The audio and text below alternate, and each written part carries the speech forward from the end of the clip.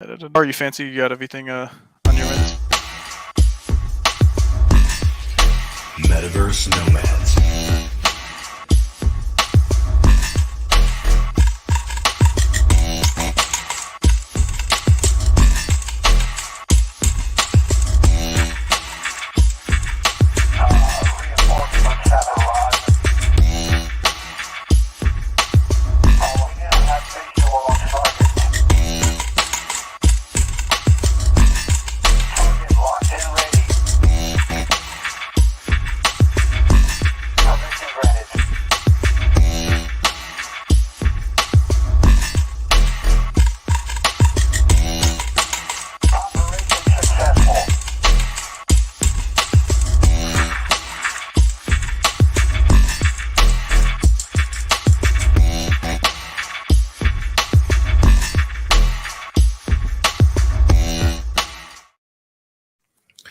All right, all right. Well, welcome to episode number 92, the Metaverse Nomads. Man, what an interesting day, fraught with technical difficulties, but yet here we are. How you doing, Man, Ray?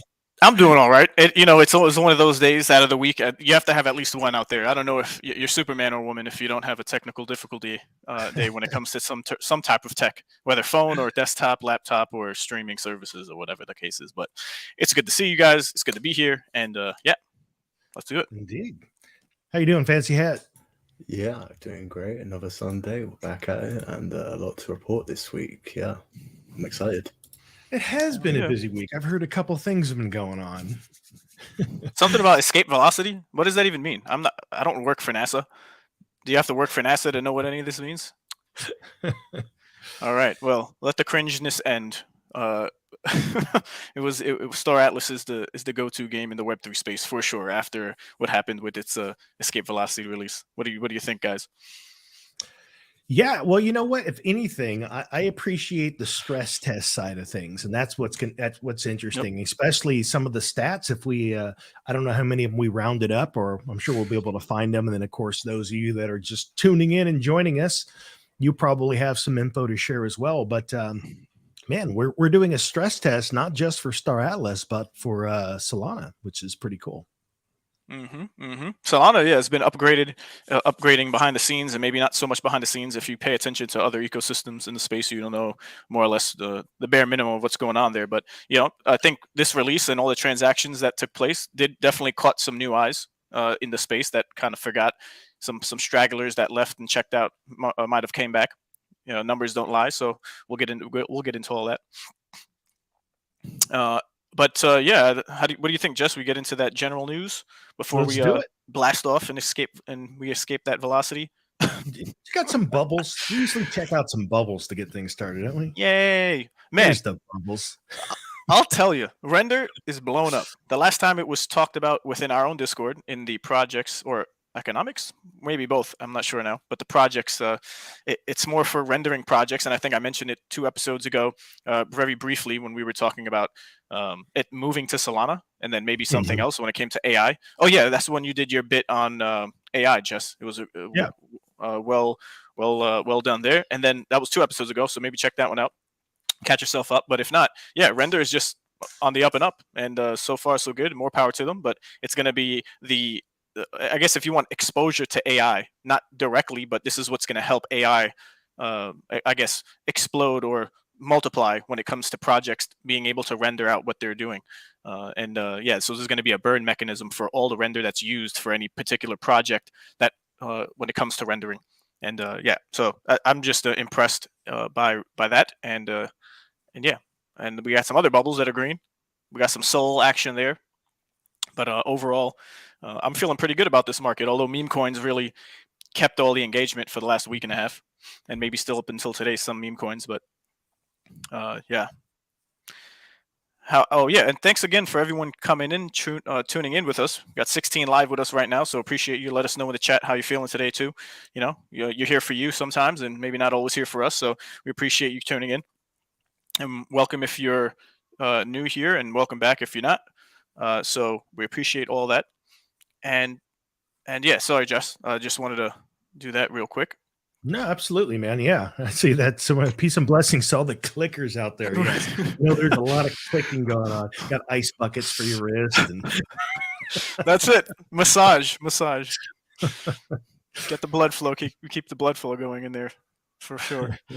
And it's not my first forte into clicking. I think Axie's Land, the first iteration of it it was a clicking marathon, so I was a little prepped for this. I pre-gamed a bit a couple of months back, so I knew it was coming. But again, like you said, the data part of it was the most exciting part of this, I think.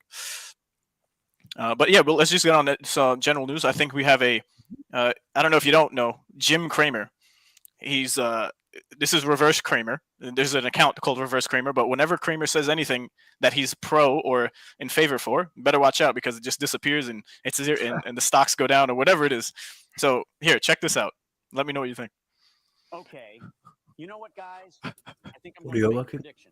little volume there. A little volume and then restart, please. Thanks. I am extremely okay. You know what, guys? I think I'm going to make a prediction. I'll just come out and say it. I am extremely bullish on the human race. Now, I know some of you might say that is a bold call, but I've been analyzing a bunch of data, and I think it makes sense. I would go so far as to say that in the next 10 years, world hunger, poverty, and cancer will no longer be issues. Seriously, guys, I am so fucking bullish on the human race. Okay. All right, that was it. So if you did anyone catch it? Does anyone think otherwise of what this might be if it's not actually Jim Cramer? Is definitely some AI, and in fact, the memes that I've seen out there lately are the three presidents talking to each other. They're telling each other dad jokes.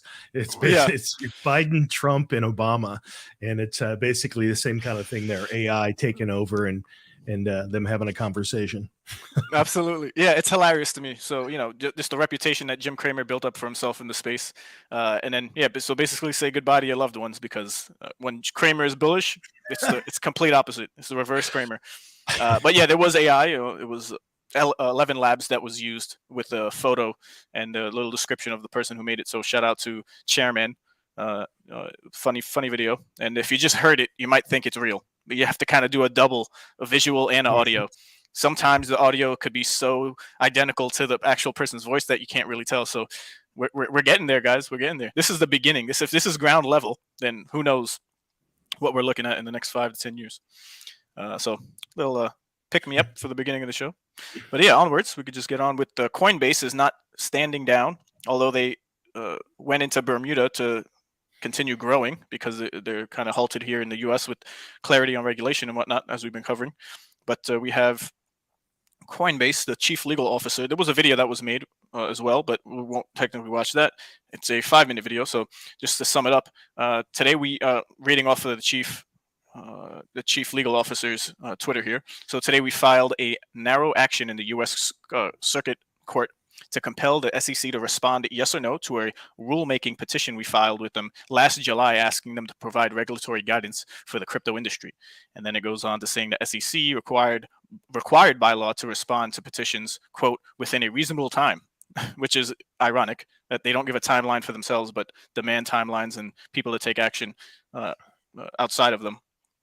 And then, but yeah, they have not yet responded to our petition from last July, which is why we filed our action in the courts today. So there's a video that goes on, which we've seen last week. So it's obvious that there's a lack of clarity amongst regulators regarding crypto, as even the chair of the SEC has declined to say which crypto assets are securities, as we know. And then the crypto industry and its users need clear laws and rules to follow that are built for new technology. Enforcement actions based on inapplicable security laws aren't the answer. So we kind of already know this. If we've been living under a rock, maybe this is news to you, but I'm glad that Coinbase is suing essentially the SEC and demanding a response, because that's what by law they have to do, outside of them being restructured from Gensler being in front of the Congress. So yeah, pretty much that's what that is all about. Yeah, this is just an article that goes into it. So if you're watching, you can search it, Google it, or just go straight to Coinbase itself. And yeah, it takes another formal step to seek regulatory clarity. So that's pretty much that. Just wanted to throw it out there.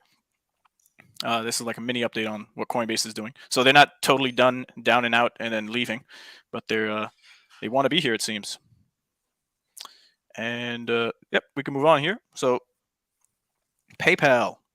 Oh yeah, and also they were doing on Twitter. You can mint this shield, and then proceeds from the shield go to helping with funding their endeavors when it comes to this, because it's not cheap. And let me pull this up because I actually didn't have it on my tab. But if it loads, then we're getting into it. And the community is clearly fired up about sensible crypto policies. Here's how to continue to support. So you can mint a stand with crypto commemorative NFT. Add the shield emoji to your Twitter display name. That's always a nice trend to get things going around, people questioning what's going on. So the commemorative NFT features a blue shield representing our collective stand to protect and promote the potential of crypto. All proceeds associated with with the stand with crypto NFT collection on our Zora will be donated to vetting organizations through a crypto advocacy round with Gitcoin. So that's pretty cool. And we're proud that this collection will support the work of Fund DeFi, Blockchain Association, and then others in the space. Yeah, and then so check that out to show your support, because we need some regulatory clarity. And the world's moving on without us here in the West. So we can move on to the next article here, but PayPal to enable on-chain transfers from Venmo accounts, including 2 on-chain wallets. So now you're able to not just stay having your coins custodied for you, but you can take them off as soon as you get them. And that's pretty much it. So not getting into crazy details here, but it's good to see that there's more adoption in ways of allowing people to self-custody their own money, which might seem like a foreign thing, but if it's just digits on a screen that's held at PayPal or the banks, it's technically not yours, or literally not yours. So get used to understanding that and spreading the word of self-custody when it comes to funds related to crypto, and how it's not that way when it comes to fiat currencies. So we can move on from that. So good on PayPal, even though they had that little quarrel back with the terms of service, that they'll just take $2,500 out of your account for no reason if it's misinformation. If you guys remember that was pretty crazy.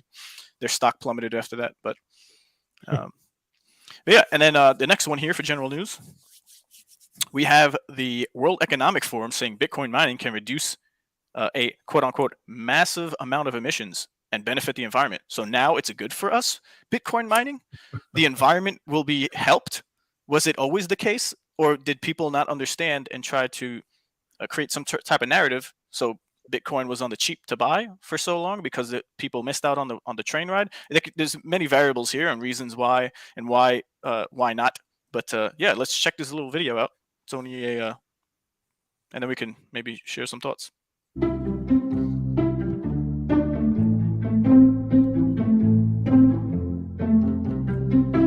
One of the key problems we're focused on emission reduction is called flaring.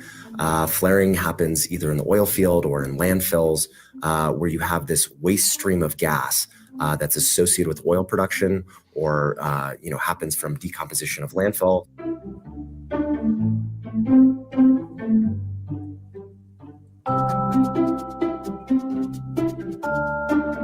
What Crusoe does is we actually build, operate, and manage these mobile and modular data centers that we co-locate on location with these waste sources of energy. And then we use those waste methane streams to power these mobile modular data centers. And so by doing that, not only do we create a massive emission reduction from this previously wasted source of energy, but we can also produce ultra low cost computing infrastructure by harnessing this otherwise stranded form of energy.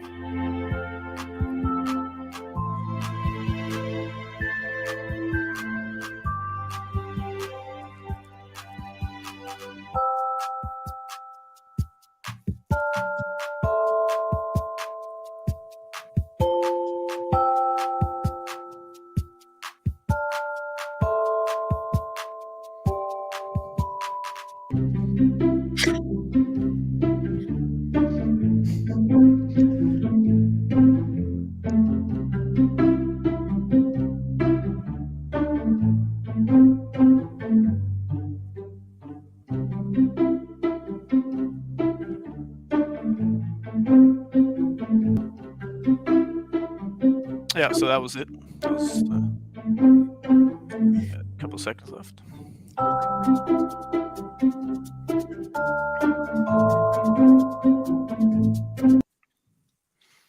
Me All right. personally, Yep. I think it's the stupidest thing I ever heard of. And I'll tell you why, man. It's Good. like saying that from now on, every time there's a house fire, we're going to put a hood on it. We're going to use the emissions from that house fire to save on our Bitcoin mining. It's like, how about we stop using fossil fuels and stop filling landfills with a bunch of crap to begin with? The solution is not freaking figure out a way to use those emissions for more energy. Yeah, they're looking at the wrong. They're looking in the wrong direction here. Yeah, blind eyes are turned all over the place. But it's just ironic. Although you're correct, 100% right there. Where attention we shouldn't be talking about Bitcoin mining per se. Although yes, the numbers are there and it does help. And now the World Economic Forum and people who were like protesting against Bitcoin mining during that phase, I remember it was like otherworldly. People came out with pitchforks focused on Bitcoin, but like you just said, not paying attention and mentioning anything else really, from what I was listening to during that time. So yeah, it's kind of like, what side are you on, and what are you really paying attention to make everlasting or evergreen change here? It's almost like the like the oil companies got together and says, how can we make fossil fuels sexy? We'll like come up with some new green emissions way to show how they can leverage what we're already doing and make it better. Right, and we'll just tax them a little bit more at the end of that. For whatever it is. But yeah, New York this year imposed a ban on cryptocurrency mining that runs on fossil fuels generated power. So reading off of the Rutgers article here, other states are expected to follow suit, but Texas seems to be the go-to place. They're really taking off when it comes to Bitcoin mining. So some countries, some counties have offered tax incentives and miners to continue to be drawn to its wind and solar power, which could supply 39%. Of energy back to the grid. So there's incentives and programs that help in maybe hurricanes. Like, who knows how this is going to be applied, but if it's going to help in different ways, then fine. Let's go down that route. But it's about time Bitcoin mining gets some positive, publicity here. It's been a long time coming. So yeah, thanks for that mini rant. That was a good one, Jess. Save the environment. Okay, let's get on. Save some energy, Jess. Save some energy. We need it for later. All right, here we go. So this was pretty cool. This happened on the 17th. So now institutional investors and retail investors, if they didn't want to hold actual coins of crypto themselves, but Grayscale is Solana Trust has begun trading on the OTC markets under the symbol GSOL. So you'll have exposure to Sol via what you'd have, which is GSOL. So we're proud to provide investors the cost-effective and convenient ways to access digital currencies. So that's pretty cool. Now it's part of the family. So I think ETH and Bitcoin, amongst a couple of others, because last I even looked it up, they've added some tokens. Before it was only, I think, BTC, but Solana is a part of the family there. So that's pretty cool. It's not down and out, as everyone's saying. Why would it be part of the Grayscale Solana Trust? Come on, guys. Connect the dots. So cool. Just wanted to mention that. And then also, just on the topic of Solana, I'm sure if you haven't, let us know if you have. But the state compression was something that was added to Solana here. So people are still sleeping on the fact it costs $200 to mint and deliver NFTs to 10 million users on Solana using state compression, a couple orders of magnitude cheaper than its closest peers. So this is a recent development on the Solana chain. So it is if we click on the photo, we got it here. So if there wasn't no state compression, so just for context, state compression is a new way to store data directly on chain that cuts down on costs of magnitude. By magnitudes of scale. And then this chart is based on a snapshot taken on April 5th, 2023. And it's based off the prices of Sol, which was $21 then. Matic was $1.14, and then ETH was $1,909. So although state compression can be used to store any sort of data on the chain with various apps and different companies that wanted to do anything on Solana, the first use of this innovative technology is compressed NFTs. Excuse me. So we'll see that the highlighted in the middle here is Solana with compression. And then on the left of that, it's Solana today. And then on the left of that, so starting all the way on the left-hand side, we have the number of NFTs. So it just goes from 1,000, 10,000, 100,000, 1 million, 10 million, 100 million, and then a billion. And the costs exponentially increase on the Ethereum and Polygon chain when it comes to any number of NFTs that are being minted on the left-hand side. So you'll be upwards on Ethereum if you had the mint compared to Solana, $33 million if you wanted to mint 1 million NFTs. But comparatively to Ethereum, Solana, you'd be paying $113. But if there wasn't any stake compression, you'd be paying $253,000. So still much less than Ethereum. And then Polygon for that same 1 million NFTs would be $32,000. So Polygon is much cheaper. But Solana here is in front of the pack when it comes to mass minting of NFTs and speed of transactions. So I don't know. I think Solana is still the front runner there. So that's pretty cool. And let's keep it moving. I think that was it. I do have 2 games that I'm looking at that I'd like to share with us after we get into, or after we finish Star Atlas. I think they're pretty unique and fun games. So I'll just throw it back over to you, and we'll get into Star Atlas. I think that's what we have next. All right. Yeah, man. So we didn't actually have a whole lot prepared. It was more just like dialogue and conversation about what's your experience. I'd like to hear from some of the folks that are joining us as well. Like, what is your guys' experience of Sage Escape Velocity? So essentially, as we talked about last week, this is an opportunity for the Star Atlas team to do some testing of the environment itself, testing of the servers, testing of movement. But oddly enough, its movement doesn't seem to be a requirement within the game, unless, of course, you want to occupy more than one square. But movement doesn't seem to be a requirement to be able to scan and acquire resources. But they are seeing a ton of transactions. At one point, I think, what was it that Dominic posted? He said that in, like, I guess within a 24-hour window, there was over 800,000 transactions, which is pretty darn impressive. Yeah, Stardust Economy made a post or 2, but he's been on the back of what's going on with looking at the charts and data coming in. That's the most exciting thing that he shared, that he mentioned on a recent hologram interview that he was a part of. And yeah, here we got the uptick in the transactions when it comes to score daily transactions. It's trending upwards, although we've been on a downtrend, but this is a great sign because now there's a turnaround based off of a launch, even though as elementary as it might seem to some people on the outskirts, not understanding the implications of having all this data coming in troves. Go ahead. Okay, I see. This is showing this span of about 6 months, is what it looks like, something like that. Right.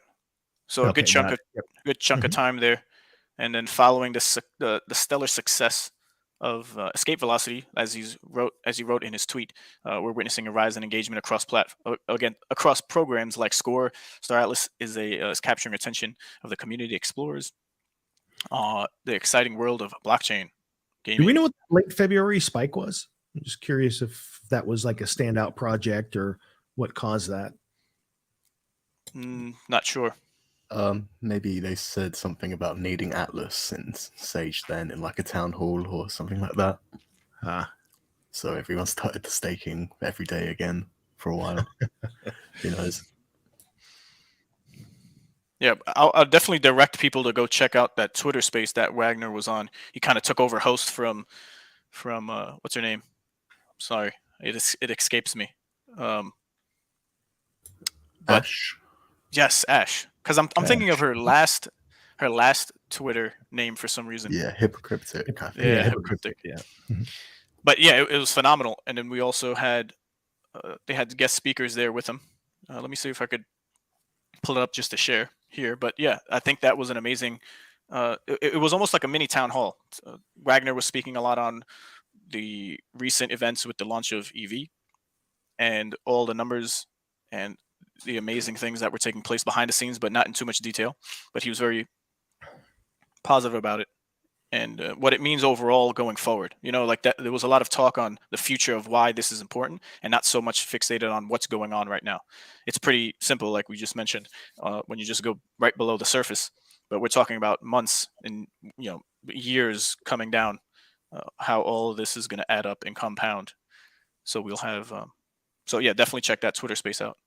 I'm going to pull it up real quick for us here. Getting a lot of great comments. Pox says servers are actually impressive. Rapid reboot. There are some issues with transaction completion on occasion. I wish the observe feature allowed us to play from there. I think it'd also be quite cool to see other people if there was like loads of ships around in the observe feature. Yeah, for sure. Yeah, just quite a simple test of movement, and yeah, I'm looking forward to when we get a detailed report of everything that went down. I'm sure there will be. Yeah, what I've observed myself is just that whatever they're doing to tweak and adjust, the servers seem to be getting more stable because as time goes on, there's definitely been less server disconnects and server downs. So that has been impressive considering the amount of transactions and the amount of people simultaneously playing the game. Right. It was a pretty euphoric feeling seeing the blocks change colors, because that someone is actively doing something in real time on the blockchain. Like that was just an amazing thing to me. It's just been like just something abstract that you couldn't really see yet for all this time, and now we've come this far and it launched, and now we're able to see movement on the chain. That's what that means. Yeah. I didn't even know what that means. That's like I knew that you could see in the bottom right corner like how many other ships are occupying that square, but I didn't know that that's like when you see like a little flash of the square, that signifies that there's a transaction activity is what's happening on Correct. there. Correct. Okay. Yep. In order for anyone to move, we're signing transactions, and with the godsend soul flare auto. If you didn't know, it kind of spread like wildfire once everyone figured out, after destroying their wrists and on their dominant hand, that you can auto sign transactions on a separate wallet other than Phantom, which is called Soul Flare. Yeah. But when you create that wallet though, you actually have to create a separate wallet that's a burner. Yeah. Wallet. So yeah, exactly. So it gives you an option of a burner wallet, which is a total separate one. And even Soulflare commented on a post that that Wagner made, or someone made, like, is Soulflare the next best gaming centric wallet for Solana? And then Wagner made a comment, and then I think Andre was talking about how it's not going to be as safe because it's a burner wallet, and maybe the technicalities behind why it's still technically safe is what was described by Soulflare itself. So the team reached out and says it's even a safer situation when you have a burner, because it doesn't impact at all your main wallet that has its separate seed phrase. Right. So technically, even if the burner associated on that same UI screen was compromised, it wouldn't necessarily affect anything in the original wallet that you created outside of the burner. So, and there is definitely a difference from like when the first time that I engaged it, I was on my my Ledger wallet. That's just not an experience that you want. And so then I went from there to my other Phantom wallet, which is not on Ledger, so that was a bit faster. And then from there is when I tried the burner wallet. And yes, the auto approved transactions just makes for a whole different experience, and it makes you a lot more competitive because you've significantly reduced your transaction times. Absolutely. If you could see people like from Caveman, like, that photo when it says like monkeys going to civilized human beings, you see the steps, and you could probably put Ledger, through a phantom transaction, but then you got to go next step further, where it's like an evolution of making this a much easier and fun experience for yourself. So a lot of people transferred over. Although, and this is the thing, this forced a lot of people to get comfortable taking a little bit of risk, learning something different. Some people didn't even know Solflare existed. Some people only think there's only one way to do things with one wallet.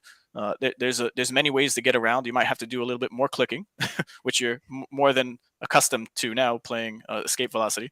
But transferring funds to different wallets, having more than one wallet for safe reasons, for safe custodying of your assets, just in case. Having a ledger hardware wallet just to protect indefinitely, more or less all of your crypto, if you don't just give out your seed phrase like that, which is the equivalent of your social security number. So you definitely don't want to do that, or else you would lose all your crypto. But yeah, I loved how Solflare came to the rescue, where no one might have thought it would have been the case, and it pushed people out of their comfort zone. And that's what it's all about. Because every time there's something new that happens, a new game that comes out, something to mint, something whether a degen play or an actual project that has funding and is going to be the next AAA game on whatever chain, right? And there's multiple networks that you can also have RPCs, which are MetaMask. So not just on Solana chain, there's all these other networks. It's just an amazing space, and it's developing at a rapid pace. So yeah, just don't get complacent out here, guys. Yeah. So what are some of your thoughts? I can see here Mr. Tixel saying that he just wished the rewards had a little bit more variety. It sounds like he's found over 1,000 items, which in this case, you've looted 1,000 times. And in those 1,000, you've pulled one poster and one hab. That's a little bit under. So you've been less than fortunate, because for that 1,000 loots, you should have somewhere in the neighborhood of about 8 to 9 to 10, somewhere in there of posters, and of that second tier of the bronze, because it's 0.9 is what the rate is there. So basically 1%, just under 1%. So maybe on your next 1,000, you'll see a little bit better. But again, that is a whole lot of clicking for sure. A lot of us has been in Star Atlas for almost 2 years now. This is Zamsar. Escape Velocity gives a great feeling seeing actual game mechanics on mainnet Solana chain. Sage version 0, day 1 will be the day that the world changes. Well, it definitely is interesting in the sense that we're seeing the project move forward, and the team seems to be pretty excited about the data that they're collecting. That's what I see this as for myself. I mean, it's obviously quite repetitive, so it's not like it's the thrill of the hunt day after day after day, because the top tier prizes, the odds are very much against you, but you're contributing to the project. So I think we're going to see a decline over time of the number of people during this 30-day window that are participating, because it is repetitive, and the rewards are such that honestly, if you're in the top 5% of people that are engaging the game right now, I mean, at best case, you're going to pull in the equivalent of a couple dollars a day. So it's not like it's the rewards are the reason. It's mostly being a part of the project right now, and supporting it, and the data that they're able to pull from it, which to me is exciting. It's exciting in the sense that those are some powerful numbers that are coming through. So we're actually seeing a game unfold on chain. Pretty cool. Yeah, I like Poc's point here that maybe the bigger items have a lock or a time release, so that they happen later and more people come back, and that makes sense. Yeah, shout out to Poc. A bit lame if it did go in like the first couple days. So right. Well, the other thing that's interesting too is that if you consider the amount of clicks that you would need to average to be in the running for those top tiers, they're going to have to potentially even force those prizes in, because there may not even be collectively enough clicks to be able to generate that prize if it was just a random pull. So they're actually going to have to put it in at some point, and then hopefully the people that are around at that time snatch it up, because otherwise it'd be kind of tough, even for once you get past bronze. And I think that maybe, I don't know, in the chat, I've maybe heard of about 6-7 people maybe pulling something in terms of like an air bike or the Solos or something like that. So yeah, I haven't heard of a prize beyond that yet. So maybe I they think are waiting towards the end. the Visa Solo, I think, was there was a handful of people who got ships, like you said. But I agree here, and shout out to Pac. He has a great YouTube channel. Definitely support him. One of the best SA content creators out there, next to the handful of others as this ecosystem grows of content creators for Star Atlas. But yeah, I totally agree. The larger ships are going to be released manually. It's not going to be, because imagine someone finding it, clicking their minds away, where there might have been the most people playing, maybe in the mid month, or maybe at the end of the month, whenever the announcement is made that this is a prize that you can find if you start playing. It'll create more engagement, more people will jump in to play, more data will be had. But yeah, if it was found in the first week, it would definitely just not encourage anyone to continue clicking, because that might be, maybe, not talking absolutes here, but a reason people are playing for rewards. But yeah, I think it's awesome. And when it comes to the rewards, I have a screenshot here of Wagner talking about the spawning of these rewards. So he's like, he can confirm that in category possibilities are not equal. The algo runs through multiple RNGs before the actual loot placed is selected. So first check is for which category is selected. The second is which item within that category gets placed. So he says, I'm a bit surprised more claims haven't been found, though, in particular. So, but just running the numbers, looking at it, there's now that we have copper, bronze, silver, Yep. gold at a 99% probability. That means that for every time you loot, you have a 99% chance to grab copper. Bronze is going to be roughly somewhere in the neighborhood of about 111 loots before you potentially find a bronze, 11,000 loots before you find a silver, 2 million loots before a gold, 16.6 million for a platinum, and 142 million for diamond. So you're going to mostly be relying for those higher ones on the lottery, meaning the luck of the draw, because it's not going to be the time and effort you put in that's going to actually make that happen. So yeah, right. You'll be playing from a hospital bed at that point. IV hooked up and all. It's just some mild swelling. Oh man. Yeah, but hey, it's for the tech, it's for the data. We have to keep pushing, guys. This is what the team always wanted, and I love the stance that Wagner had. And we could get into the bot situation. I don't know if you want to do now or later, but him not being for or against it made sense. You know, if you just think about it a little bit more than just all bots destroy games, and if it's going to be this bad in the beginning, then there's no hope for the future. Well, not necessarily. So we could get into that. Yeah, there's a couple. Definitely, I have quite a few thoughts on bots, and I think that you either have to take a hard stance for or against. If you have no stance at all, that is essentially you're basically saying bots are okay. But what it does is it gives you some breathing room to be able to change your mind later or to make adjustments as needed. But as they're gathering data, for me, I mean, I see value in running automation to be able to gather data as well, because that's what I want to understand. It helps me to understand what Star Atlas is doing, and being able to look at the data, for example, and be able to determine things like, based on my observation, it seems that loot in a given square has a cooldown of 5 minutes. Now, I think I have enough data to have confirmed that, but there's still unknowns and there's variables. For example, and I asked this of Chris, the econ guy, but I haven't seen an answer in the Discord chat yet. But he was talking about only 5% of the available loot being claimed. And so that raised the question of, does that mean that loot can respawn?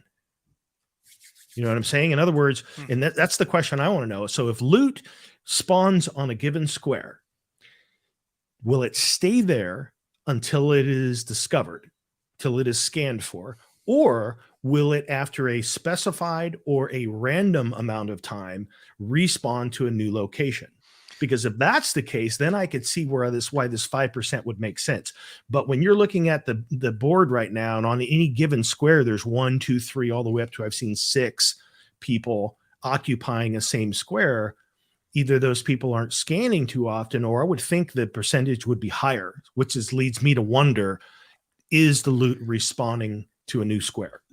No, because from what was talked about, that if more people are playing, there's more rotation of rewards, but you have to get to the square, which forces you to travel, I guess, more often than maybe not, because then you would be roaming around. But either way, oh, even Ronald, this was clarified already in Foundation Room. So yeah, so it stays, and then once it's found, it jumps to another, and it Right. replenishes the total from the And what also, and also here he's saying that most of those are inactive. Absolutely agree. Just because someone occupies a square does not mean they're actively scanning for it. But that also raises another interesting point. We know there is a timer, and there is a timer for how often loot respawns in a square. This was originally a design test for movement, but the current mechanics don't require that you move to be able to acquire loot. You could literally camp out a square. But that is interesting to know that loot stays in a square based on what you're saying that was already sorted, Ronald, that it stays on a square until it is scanned for and acquired. Cool. Yeah, and there's different people speculating on what their methods are and justifying why they're making or getting so much loot. So I've read many people saying that, oh, if you move, because it's a movement test, I'm seeing better numbers using less ships. But then some people are just spamming ships and not using all of them or moving them at all, and they're saying their little cluster is basically rewarding them in the same way. But I don't know what the difference in the percentage would be if you're just maintaining a cluster, not moving versus moving, if that even is a thing that the team put behind the scenes in a way that encourages people. Over the month, you'll find out you'll make more if people are tracking, and then they'll start moving a little bit more to incentivize movement because that's what they want. So this is interesting here. So this is from Data Bros. So this is showing the whole map of the 10,201 squares. And of course, like you've got lots of the folks that like, hey, look, man, I'm not even going to warp from the center here. I'm just going to camp out and scan around this area. You can see that little cluster dot in the center. But then also there's a big one down in the 25 range. So that's interesting. Not sure if that's mine. I have a similar sized box going there. I wouldn't be surprised. I have like close to 200 ships just in a rectangular shape there for testing purposes. What's interesting about this here, though, is that it shows congestion in the sense that the place where you're seeing, well, here's a couple things. I think that the places where you're seeing the most, I think you've got bots and automation, because there's no question. I've seen screenshots that tell me that there's definitely a large number of people that are using automation. So that would also be a good idea that, hey, if you're looking for a place to camp out, you obviously want to maybe look to some of those lesser congested areas and go camp out there, like in that bottom right, negative 25, somewhere over there, or up in that upper right corner. Interesting. Is this being updated regularly somewhere? So this is from yesterday, I believe. I can have a quick look through the rest of his tweets. That was the director of economy for Star Atlas. But what's the highest prize for you guys that are watching here? If you care to share it, to drop it in the chat there. Like, have you gotten anything in bronze, anything in silver? Are you on all R4s? Cumulative price. So scaled up pretty quick on the 27th over that first couple of hours, and then it started to level off. Be curious. So, but that's the 27th. So there's been three days since for that data. Okay, but that's so Data Bros. That's the place to look if you want some updates. So that's where we're going to get it. That's yeah, it seems like it. And he had one more recent post. This is the average transactions per minute, which is 2.4% of all Solana transactions. That's major. That is amazing. That's you know what it reminds me of? Well, at least it didn't break the system, but it reminds me of the freaking cats that put the biggest stress test on ETH back in 2018. CryptoKitties. CryptoKitties, Yeah, it destroyed Ethereum. 2018 totally stress tested the system, brought it to its knees. But it's good to know that, like, hey, you know, this much action and the system's holding up. So I see that I was asking some folks what they got. So it looks like painting posters for days, R4 posters, R4 got some posters, R4 posters and paint, 5 paint, 11 posters, and a bunch of loots out of 1,100 loots. 4 posters, 1 paint, a lot of R4s. Very small amount of Atlas. Yeah, that seems about. Yeah, I mean, yeah. So I'm in a similar boat, except I did pull an air bike. So cool. Was able to make that happen. Man, but the million plus warps is showing us all the proof that the concept of blockchain gaming is real. And yeah, no doubt. They've proven it to be possible. So that's just a huge milestone and accomplishment in itself. So if there's any doubt now, then look, all eyes on Solana's Star Atlas. The one thing that concerns me about the future is that obviously auto-approved transactions make for better gameplay. But the question comes is, at what point do you risk by having transactions auto-approved that way? You know, let's say if you have more skin in the game, bigger ships, as we're right now, it's just a small chunk of Atlas and it's not actually your own ship. So that's my question. And it's like, what kind of measures can be put in place to allow for auto transaction, but not put you at great risk? Yeah, great questions. And again, this is nascent technology, people's first foray into crypto. So if it's not well known yet, and it might not be, yeah, exactly, Ronald. Player profiles.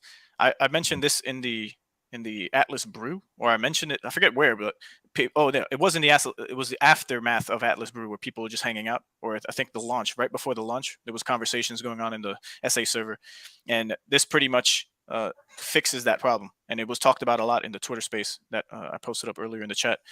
But player profiles will allow you to more or less give authorization to different tasks for different wallets, and it would automate a lot of what we're doing, similar to Soulflare right now. So security is going to be one of the utmost important things there, and it would probably be almost similar to what we're doing with Soulflare burner wallets.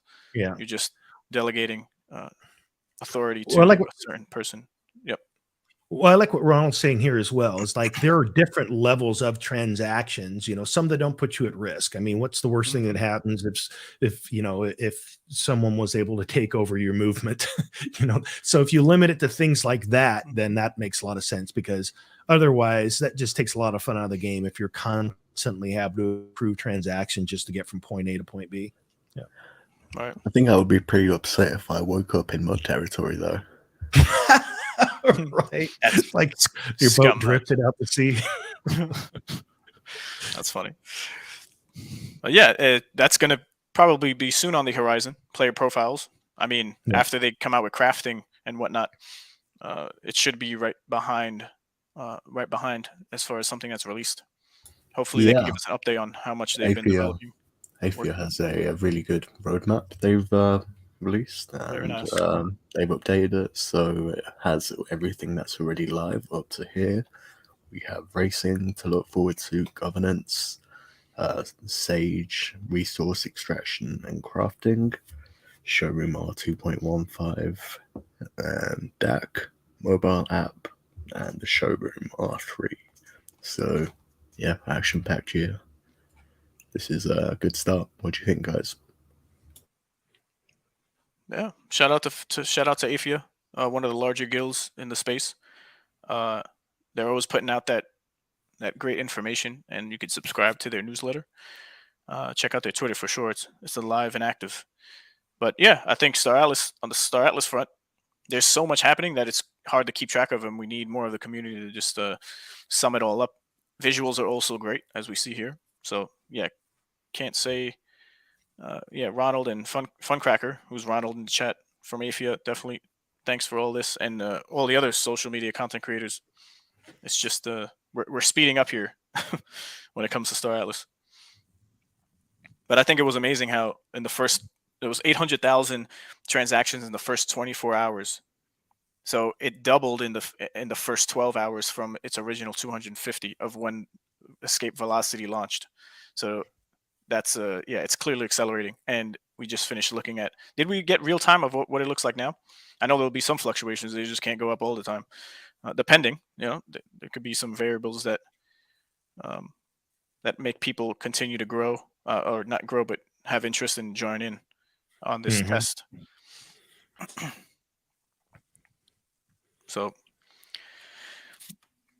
but yeah, on my end, as far as rewards, nothing too fancy. Just a bunch of loot. I got a bunch of posters, a bunch of paints, and I'm continuing to spread myself out throughout the month, and I'll do a little clicking here and there. So but some people are, I think the person with the most clicks have over 10,000, or his goal is to get 10,000. I think he just broke 2,500 in the WhatsApp. I mean, in the WhatsApp, not in the Star Atlas server. That was 2,500 loots. Yeah, impressions. So on that website, there's a handful of websites that you can check the total of what you have and the amount of times that you've clicked. Okay, because yeah, I saw someone post in one of the Star Atlas Discord channels. They were showing over 3,500 loots. So I don't know what that amounts to for the number of clicks, but that's how many times they pulled loot. That must be a lot of ships. I wonder how much everyone is using in game. Are they going for like a small fleet or a large fleet? And Hologram, they made a poll with this very question. I went with a large one. I've tested small and tested large, and right now I've got a pretty sizable one. But it's also my understanding that depending upon the computer you're running, even the memory within your browser can get hung up if you're like trying to get up there into the 150 ship range. Right. I had two accounts. The first one, I had a small one going, and I was testing it out, and then I jumped over to the next one. So I was doing like a day on the small account, and then a day on the big account to see. But yeah, I just ended up just spamming the map with all my ships and as much Atlas as I had, and then doing it all on the same account to see if there was any. I did see, and again, there's no hard data here that I have, but it's hard to tell if you're making the same amount by just doing your rows of clicking stationary or moving around on my end.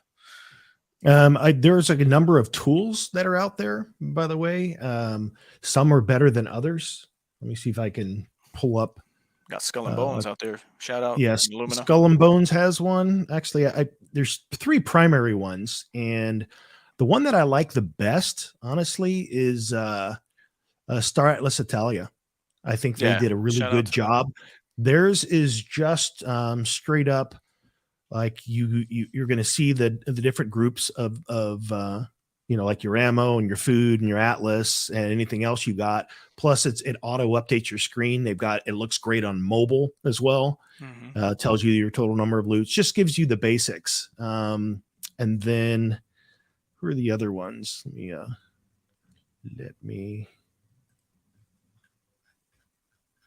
Where did you go? Here we go.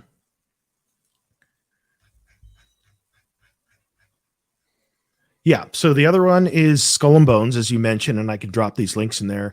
And my thought on that one is that it's the only one that gives you sector data. So that to me is pretty interesting because that's actually what I was using. I pulled the data I got from there and dropped it in a spreadsheet. And then I looked at a series of loots within a particular square. And that's where I was able to determine like, okay, there is a timer here for how long it takes, because the lowest that I've seen somewhere is being able to get loot again within the 5 to 6 minute range within a given square. So that's kind of where I was able to pull the data, say, okay, I haven't seen anything less, but if it is that low, then we know that there's at least a 5-minute cooldown. So they do have that. They have the coordinate data on there. So that's pretty cool. And then Crypto Hut is the other one, except I noticed they're having a little bit of database issue on there on the way some of their stuff has been reporting. Maybe they'll fix that because they have been updating it over the day. I've seen how the format and layout changes. So yeah, Skull and Bones is the one I'm using for the for location data, but for just a quick refresh snapshot, it's Star Atlas Italia is what I've been using. Right. Yeah, and I think behind the scenes, the team they do know based off of the activity if it's a bot or not. That's having this consistent clicks on the dot of every minute or whenever it's clicking, and doing its rounds as it's programmed to do so. So I think over time they'll know the pattern behaviors of a bot versus or what it might look like, so then they could maybe review that account if it's rewarded. And that was one of my questions I didn't ask in the foundation room. I was waiting for the week to come on the show and talk about it. But if and when the tank ship is available or any other high prized item is going to be competed for when it comes to clicking, they're going to have to be a manual review of the account that wins this random tank ship or any other ship. And I can't imagine anyone with a bot winning the reward and then it not being rectified when it was clearly a bot. Maybe. Well, let's talk about that for a moment, because there's a couple of different things that are considered automation. There's bots, there's things that you can manipulate on chain.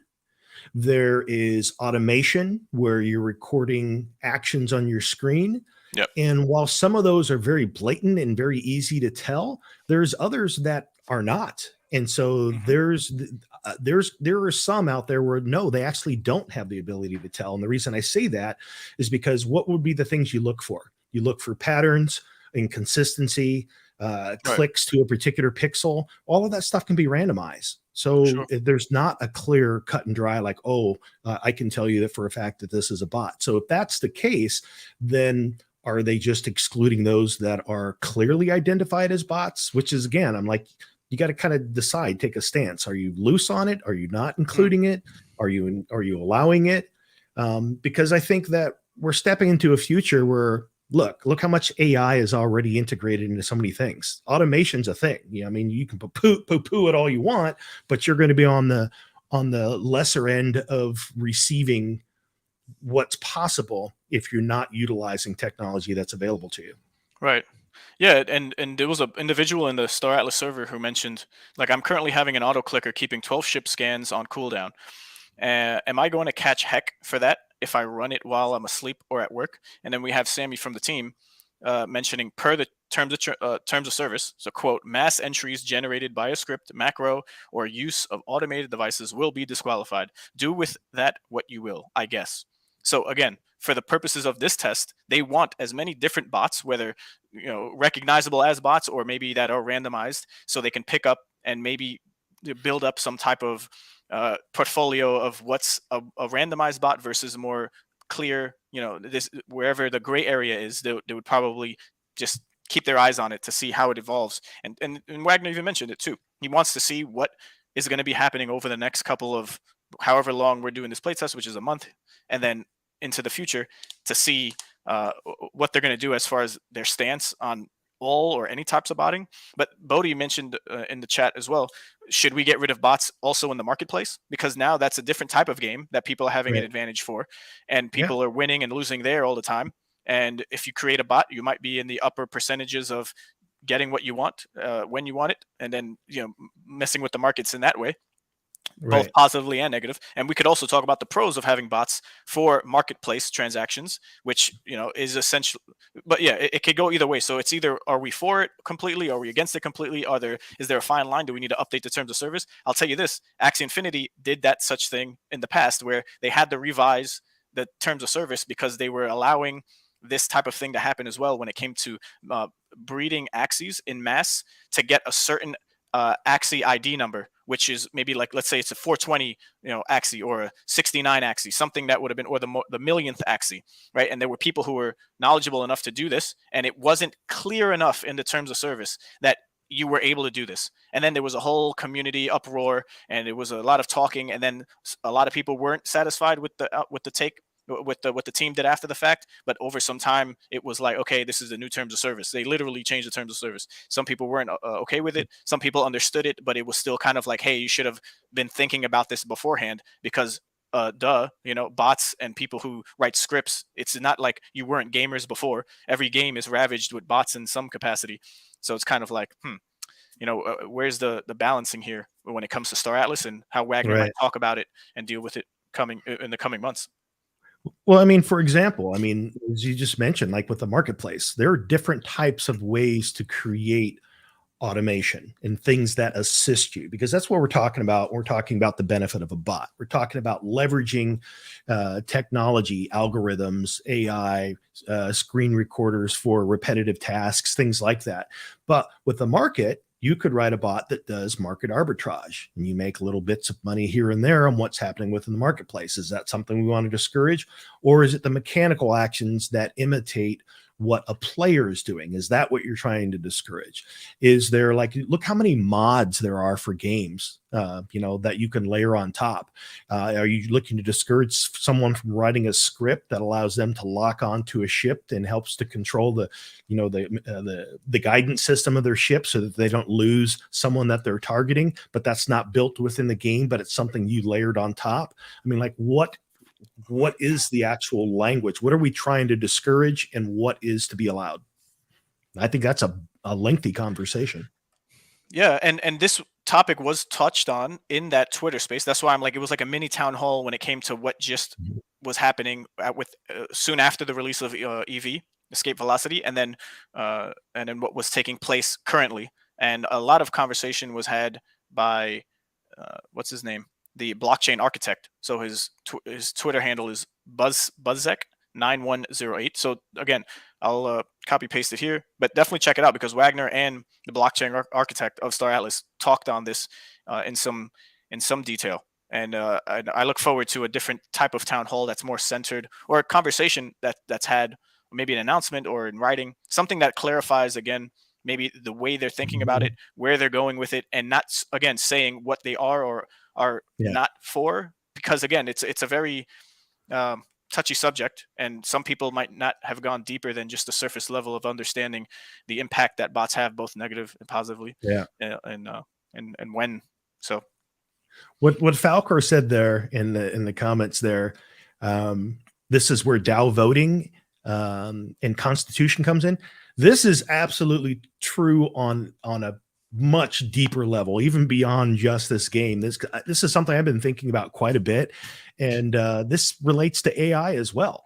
I think that I talked about this on the show before. When it comes to AI, not just within the game world, when it comes to ChatGPT, something that all of the large language models have in common is that they have filters. They have engineers and they have people that are dictating what these things learn, what they feed to the system.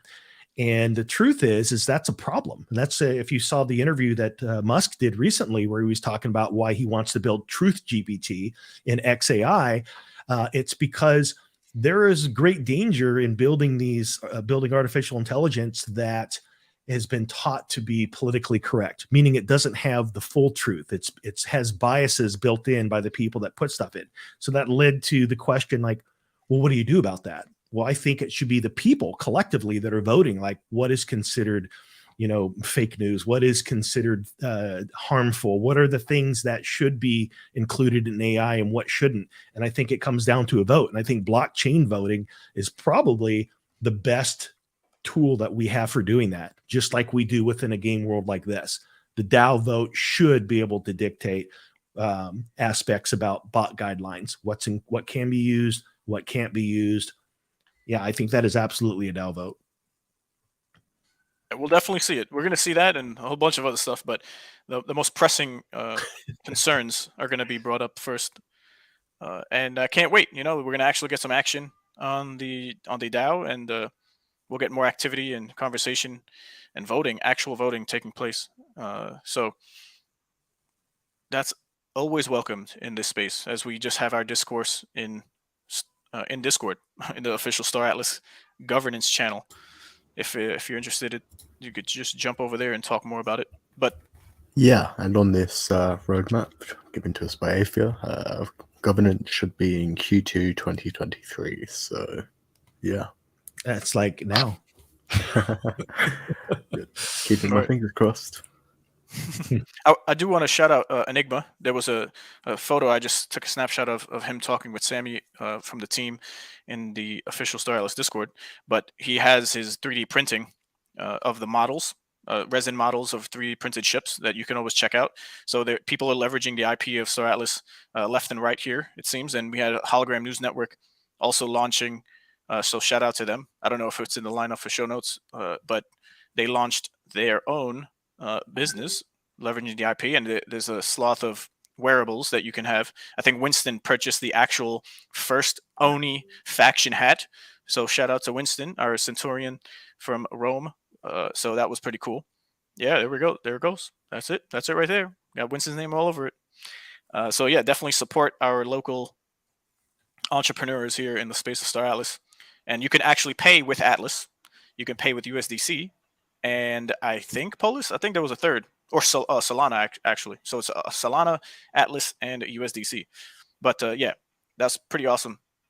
But he's going to this message here that Enigma wrote and then was responded to by the team. He's like, I know this is purely a test on chain movement, so I understand you're trying to find max out limits. I remember hearing that movement within a system in Sage won't be actually on chain, won't be actually an on-chain transaction. It's only when we move to a new system, so we won't be approving as often as we are now? Question mark. Right? He asks, and then Sammy goes, stuff's on chain still. So everything is going to be on chain, but you'll be able to use a player profile, like we talked about earlier, to essentially delegate specific actions to other wallets. So all the asset transfer authentication can still be in your ledger while you can warp and do other things with a normal hot wallet.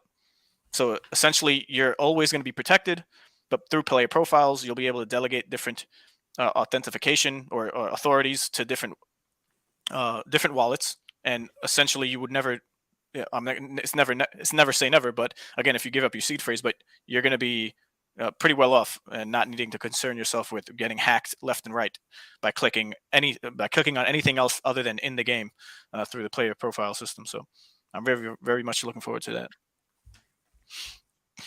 So, but yeah, what else we got, Vance? Yeah, along with Escape Velocity, there was more images from the Foundation room this week. We got like an inside look at the Calico Hero without the exterior panels on. I have the image zoomed in on here, and you can see how everything is being designed from like the inside out, and yeah, it looks very cool. There's like countermeasure mortars, water purificator, and yeah, it just looks very awesome. Can't wait to get inside the ship and see what I can interact with. Oh, there it is. I was wondering what the green was. Cooling system exhaust. Yeah, definitely. And yeah, I can't wait to see more, really. I know they're doing this for a lot of ships right now, and yeah, it's interesting to see when they're getting implemented. Can't wait to see that new Calico Hero. Yeah. Isn't that your favorite ship, Vance? Yeah, for sure. Nice. Yeah, it's in the lineup. But yeah, I love the artwork. When they show these types of things, I just hope that, and I think that's what we're going to be expecting soon enough. Maybe some more development work shared with the community as far as like maybe real time. You know, we had some projects in the past doing that. Maybe there's some shifting around that's going on the team where we'll have some Discord live, you know, development shared with the community. I don't know. That would be nice. Comment from Zamzor here. Maybe we need a new term other than wallet to get non-crypto people more excited to join the party. What do you guys think about that? There is quite a few wallet options at the moment. Yeah. Like, what would it be? What would you call it? Is there an equivalent in the gaming world now? Just for what you inventory? Yeah. Inventory approver. You need an inventory approver before you can start playing. Like, what do you mean? You got to prove whatever you have in inventory to just start moving around and playing. But hey, we could get creative. But yeah, I think what I see a lot is websites being created for new games. There's 2 games that I'll mention that I'm looking at the end of this Star Atlas segment. And on their website, there's a dedicated link tab that goes directly into downloading a wallet, how to, what the steps are, and it's just great to see this being a thing. I don't know how many times we mentioned it here, or that people in the community across different games have been asking for this. Not saying that Star Atlas kind of slacked on it, but there's always room to improve, as we know, and the sooner the better, because then you'll have people not so worried about being scammed, or if it's not coming from an authentic, like an authentic individual or institution on a Twitter or an email. You just go straight to the site. You'll have the how-to right then and there, and not so much through a video. Although the videos are great, in paired with the articles, but hey, an official source of where to go to set yourself up to just get into the game, whether it's the Showroom and or the WebGL game here, Escape Velocity. So until that happens, I think that would definitely make an impact as far as people getting onboarded, like without a doubt. Did you guys see this week? It is the Agrica medkit. So you find this inside a hospital, and it unfolds and has all these healing capsules. Stim packs. Yeah, man. Looks quite cool in my opinion. Fits That the is cool. Agrica vibe. Which Agrica ships have a onboard hospital? Not sure about that.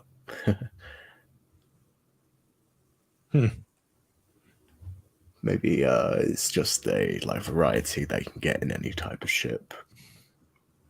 Yeah, it looks like a something you can add on to a ship, maybe, if it's just through the Agrica line. Yeah. You can stick them anywhere. It folds up, and so it's compact, I guess. Reminds me of Fallout days. Stimmies. Right? Yeah, it does. Yeah.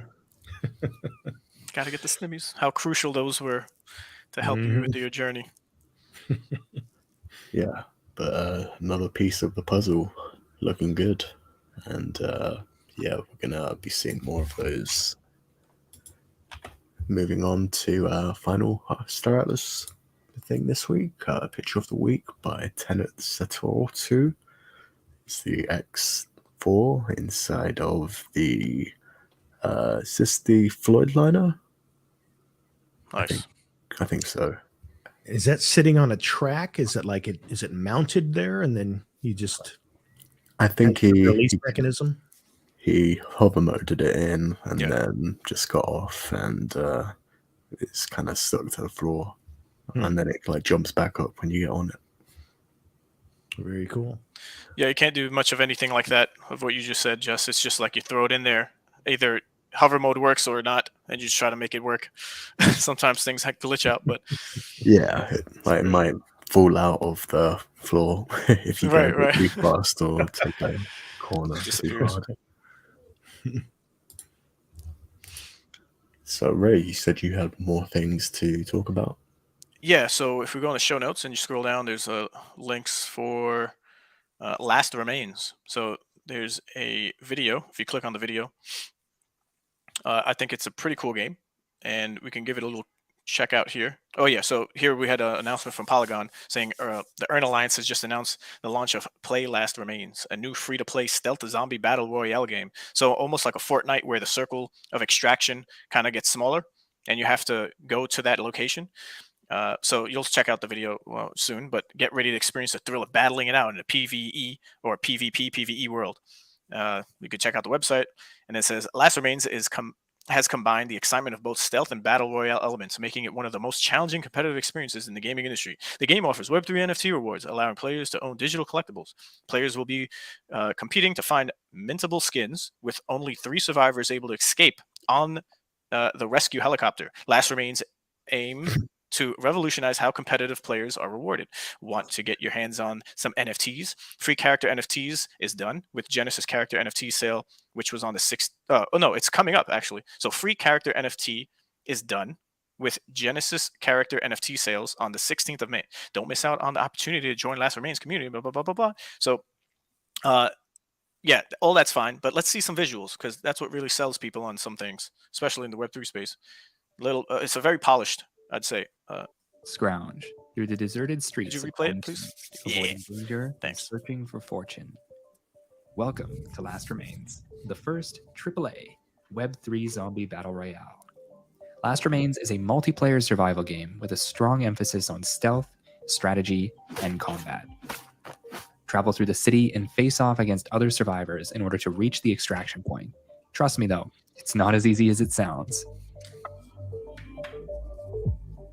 As with most battle royales, you'll start at a random location and have to find valuables, weapons, and consumables as you make your way through the map. Take your time though, and search everything. You never know what you might find. Let's talk about the most iconic part of Last Remains, the zombies. You'll find them roaming around the map quite mindlessly, but be careful, they're actually quite dangerous. And if you run into a zombie, it's usually best to avoid fighting them. Try and hide or move around them. Searching for loot and fighting zombies isn't easy. You'll need to find and consume food and water to keep your hunger and thirst levels up. Now, thankfully, there should be plenty of both in abandoned kitchens and storefronts around the city. Movement is quite dynamic in Last Remains. It's not just about running and hiding. You can also jump and climb. Get strategic with your movements to find unique vantage points and access hidden areas. Now for combat. The most common way to deal with a zombie is to sneak up behind them and then hold E to execute them with your weapon of choice. Mine in this case is a surprisingly deadly frying pan. And there's plenty more weapons to choose from. You can find axes, hammers, and even katanas. There's no shortage of weapons in Last Remains. Speaking of which, it wouldn't be a zombie game without guns, now would it? Although not as common, you can find firearms around the city. If you find one, simply equip it, click to aim, and then fire away at zombies or players. Just be careful, don't waste ammo, and remember, firing a gun makes a lot of noise. Last, but certainly not least, let's talk about winning. You'll earn points for looting valuables that are represented on a leaderboard. And in order to actually win, you'll need to survive until rescue comes. Now follow the blue shrinking circle on your map to locate that extraction point and be one of the first 3 to reach it safely in order to bring your loot and rank score out with you. So you can end up, you're like, man, I collected all kinds of loot this time, but you don't make the 3 that gets away. Right. Yeah, that's part of the excitement of playing these Web3 games, where it's like nothing is promised and the potential to lose is as high as the potential to win. Like it really could be a 50-50. Yeah. But my question is so what do you guys think in the chat? I came across that. It's pretty cool because I'm just following Polygon Gaming on Twitter. So I love the concept of this. It's so similar to Dead Drop with Dr. Disrespect's vertical extraction shooter. So it's going to be a Tarkov / Modern Warfare 2-esque type of game, but it's a vertical extractor, and you're going to have to get out. And but you could only, I think you can get out as many times as you can. So if you extracted what you have, you can extract early. Once you can extract, because it'll go live when you're able to extract via helicopter or elevator or a zip line. There's multiple extraction points on the map, and then if you wanted, you can stay to be the last man standing, and then you get the dead drop, which is the cumulative amount of rewards plus what you can select. You'd be able to select a certain reward. But yeah, that's that. This one it's similar UI too to Dead Drop from what I'm recognizing. It's so I'm excited to try this one out. So definitely check that out. As far as be careful, they're actually quite dangerous. Right. So Club Grist. It's a new game that's coming out. No surprise there, but it's called the Last Remains. And yeah, just give it a rewind. If you're watching live, you can always just scroll back the cursor and you could watch again from where we just were. So definitely check it out. The video is pretty cool. And so yeah, I just wanted to mention that. And then the next one here is Play Wildcard. So we can give this little trailer a watch, but essentially this is like a MOBA and a card game where if you ever played the Epic or what is it called? Clash Royale. So if you know of Clash of Clans, there's a sister or brother game that's called Clash Royale, and then Clash Royale, not Clash of Clans. So there's Clash of Clans and then Clash Royale by and essentially this is what it's going to come down to, where you'll have your characters, and there's 3 lanes. I don't know if every map is going to be that, but it's pretty competitive in Stash, Crypto Stash, and and Bryson did a tournament 3 months before the mint took place. So that's when I first seen it, and then since then it's kind of like blown up more so than it, because that was just the first time it was ever played and recorded. So I like how polished this one is, and the concept of the game. It's very strategic, and you have to manage the mana you have effectively and efficiently with what cards you summon, which are the actual monsters or characters, to help push back and then essentially destroy the core on the other end of the map, which is your opponent's town hall, let's say, or so yeah. Let's just give this a quick listen.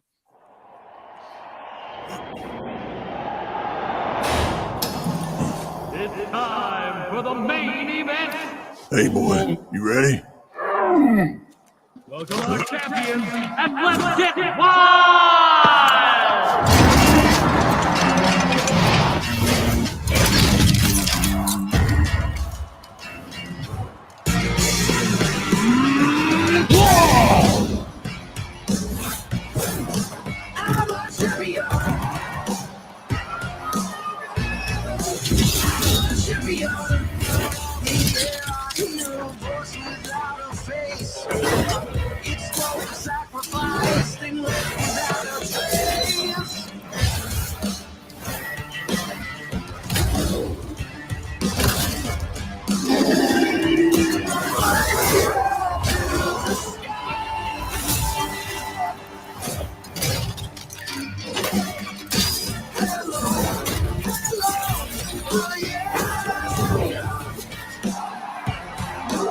Yeah, that's pretty cool.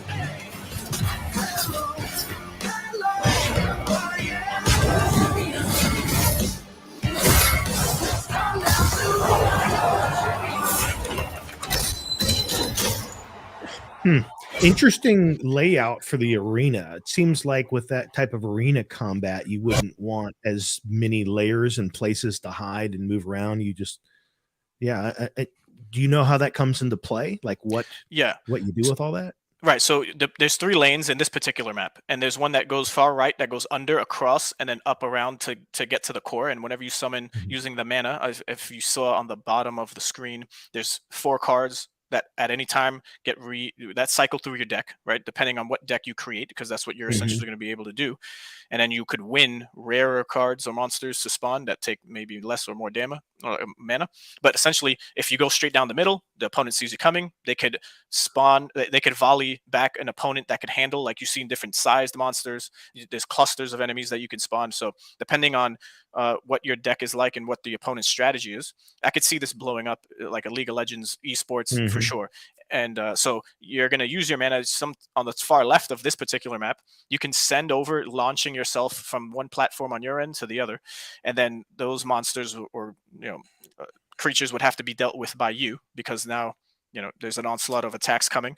And so again, reminiscent of both Clash Royale when it comes to the cards you own, and then summoning them in different locations to then maybe throw off your opponent, because they would have to deal with a tank coming in through the center, but then they get attacked little by little on the sides, depending on what strategy you take and who your opponent is. But I love how in the audience there's going to be live. There's a component of this where you'll be live watching games and placing bets. So there was a town hall that was had on the when the mint went live on the 20th of April. So right now they exclusively did a mint on Magic Eden of all places, although the game is going to be on Polygon. So it kind of might have mixed some people up there, but they had a link to the website, and I got in right after the mint. So I did a secondary purchasing right after, and then since then the prices are kind of like skyrocketed, because they hinted towards having all the different colors. I think there's 8 different cards, wild pass cards, and they all going to have excuse me. They all have a name and a color associated with them, with a certain style of maybe like Emerald would be what you just seen with the plant-based character that has all these earthy ground type. This is a video that was so if you go search on videos, you could see some type of gameplay now, because they're letting people in to play test, and I actually won. I'm in their Discord and I have all the passes, so I just scooped them all up right after the fact, because I'm just betting on this to be something of a that would be more popular. It's more fast track, and it also reminds me of Illuvium. What they may have tried to do in a different way. Maybe they didn't want to do it like this, but I see this more engaging a more engaging type of battling when it comes to having your monsters as cards and competing in a way that's maybe not just how far you can get, but how fast you can destroy your opponent to then move on and earn those rewards. So I love how everyone's just doing it a little different, but this really stood out to me as far as like the competitiveness and how quickly it could get picked up, similar to Dead Drop when it comes to those types of people who love first-person shooters. And then yeah, so let's give this a little listen. It's nothing crazy. I forgot to actually take it off because he just explains how you have to efficiently. Essentially, you're losing out on potential cards that you could be playing. And you can see here. Oh shoot. Oh god, he's pushing in already. Yep. So you just gotta make sure that you're always spending your mana, always using your abilities effectively, and playing the best hand possible depending on what the opponent is doing, so that you can effectively utilize all of your deck and your cards as best as you can. So if you want to check them out, Twitter is Play Wildcard. It looks definitely very polished as a game, and this is very exciting. I'm playing right now against Bruce, one of the co-founders of Quest. How do I cancel an attack? Yeah, so basically he just goes through his first impressions and playing it on the. So I'm going to be playing it, I think, on the first. I got to check because I'll have access to just play, and then I'll just do some screen recording on OBS, and maybe we can do a little clip here or there on what my experience was. But yeah, I think it's going to be an awesome game. It might not be your alley. It might not be up your alley as far as what you like to play, but and I know we've have limited bandwidth here when it comes to funds and attention, depending on who you are. But yeah, I'm just excited how the games are advancing as far as how they look and how they're incorporating Web3 on a regular basis here. So it's not just like we have to focus on older projects that were announced and waiting for them to now do something more creative or just to get online with the rewards earnings, if that's a thing. But yeah, I think this one's pretty cool. And last but not least, there was an announcement for a mint which ends on the 1st of May for Shrapnel. Shrapnel, I gotta see this. I didn't have it here, but if you go to Shrapnel's official Twitter page, I know a handful of Romans purchased some of the operators for that game. It's going to be on an Avalanche subnet. That's where they're located as far as that game, Shrapnel. And then Metalcore was the other one. I think that was on Polygon. But we're talking about Shrapnel. It's going to be, it already looks really good, and people have been playing it if you had access to get in. But can't seem to find my snapshot I had on my phone, actually. But definitely check it out, because you're able to link up your wallet to the website, and it'll recognize your operators. And but yeah, those are just some of the things that I was checking out. So if can't find it, I'm not sure why. No, where it went. But you know, it's a pleasure being here every week. It's always good to. Yes, and if you don't have so yes, mainly we talk about Star Atlas. It's the go-to game in the space for now. There's a lot of developments and things happening around the space, but go to GoRome.io or RomeGuild.com is a place where you can find your home when it comes to being a part of a larger ecosystem and guild when it comes to Star Atlas. So definitely check us out if you're interested. Read up about us on our website and consider us. If not, join the official Star Atlas Discord and get mingling. But I think that's all for me. I'll pass it over. Thanks, everyone. Yeah, man. Another good show. Game-wise, yeah, thanks for sharing some of those games that you're into. Some of those are definitely interesting. Over the past week, I've been playing a little bit of Illuvium Zero. As you know, nice. The Illuvium ecosystem, you've got the open world, you've got the arena, and then you've got like a base building, not for the purposes of combat, but rather for the purposes of creating resources. And so I've been playing a bit of that, so I may show some of that nice. On our next show. But also it'd be really cool to see what takes place over the next week with Sage, and if we get any more data to look at, find out kind of rewards people have been able to claim, and just anything else we can observe about it. It's pretty cool to see some of these projects, as you're saying, come to life and be playable. You know, as you were talking about that one game where you can collect all this loot, but it's not yours until you make it to the chopper. It reminds me of Lost Relics, because that's one that was actually playable a couple of years ago. And if you could eventually loot something that was really good, it was not yours until you finish the level. Right. So you could oh no, you die before you actually get out of the level, so you lose it. But yeah, it is cool in the sense that we're starting to see some things that are playable. For sure. And then I have my Solana phone here, but I was just caught up. I actually picked it up, and I'm excited about it. So we got the Solana without that glare. You can see it there. But yeah, I'm going to try it out. I haven't gotten to it. So Westbit was giving me some flack on shout out to Westbit or BitWest on Twitter. He was just like, how do you not open it as soon as you get it? I was like, man, Sage had my wrists occupied. My hands were more than occupied for the last couple of days. So I'm going to try it out. And some reviews were talking about how it might not be the all-encompassing device like your iPhone or Android would be right now, because it has its own DApp marketplace where dApps are going to continue to get onboarded and added to it.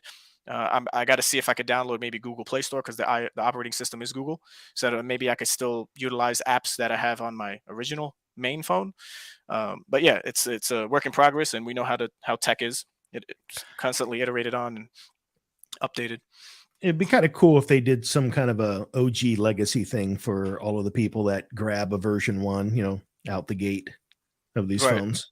Yeah, they have incentives and rewards for people if they got into the first wave of purchasing by pre-ordering.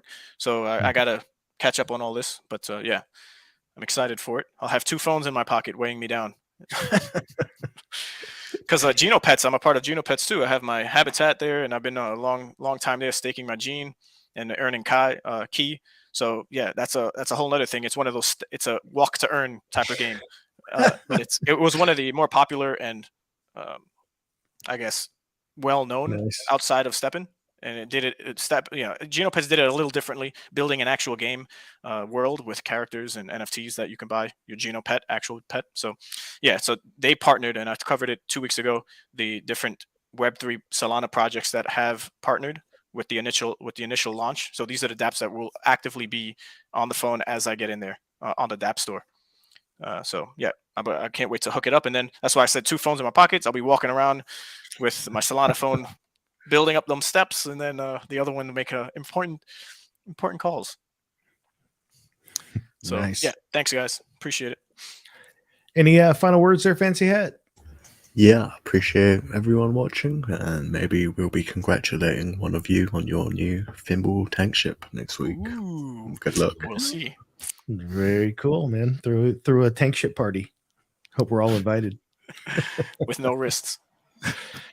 Awesome. So very, very good. Another great show. Appreciate having all you guys here on with us, and all the things we learned from you guys as well. We'll be back here same time next week.